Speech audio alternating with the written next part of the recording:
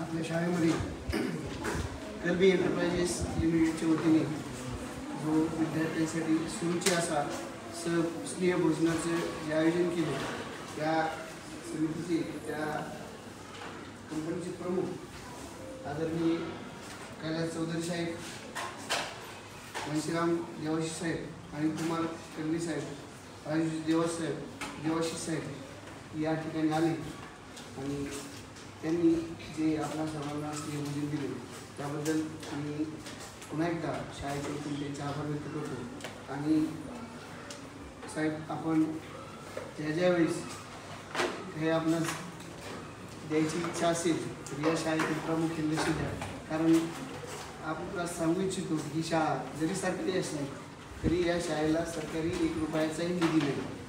ही शाळेची इमारत, ही सर्व इमारत आपल्यासारख्या दानशूर व्यक्तींनी कंपन्यांनी दिलेली आहे।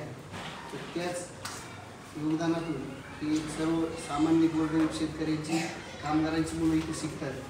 त्यांना बहुतेक सर्व शैक्षणिक सुविधा आपल्यासारख्या दानशूर व्यक्तींच्या कंपनीच्या माध्यमातून आम्हाला उपलब्ध होते। त्याबद्दल मी पुन्हा एकदा आपले आभार व्यक्त करतो। आणि आमचे अध्यक्ष, आदरणीय अध्यक्ष आपल्या संपर्कात राहतील, आमचे आदरणीय मुख्याध्यापक फडणवीस सर आपल्याशी वेगवेगळे संपर्क ठेवतील। जर ज्यावेळेस आता कुणी काही दिलं तर सतत मागू नये, परंतु एक चांगलं काम तुम्ही एक चांगलं काम हाती घेतलंय आणि निश्चित आपल्या या शब्दाशी आम्ही पण बांधील आहोत की आम्ही स्वतःसाठी काहीच मागणार नाही।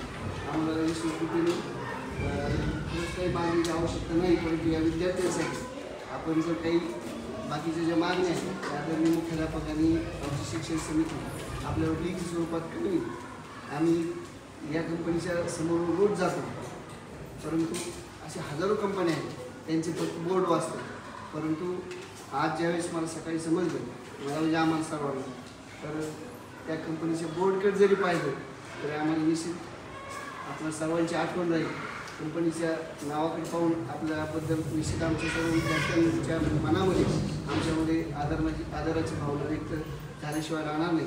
आपण या दिलेलं योगदान आणि आयुष्यभर हे सर्व विद्यार्थी ते मोबाईल विसरणार नाही, कारण देणारे बऱ्याच जणांकडे भरपूर काय आहे, पण द्यायची दानच पाहिजे। तर आपण जी व्यक्त केली ती भावना निश्चित लाख मोलाची आहे ही आणि चिरकाल आमच्या स्मरणात राहील। शाळा पुन्हा एकदा आपल्या सर्वांची ऋण व्यक्त करते आणि मी शाळेकडे पुन्हा एकदा आभार व्यक्त करून थांबतो।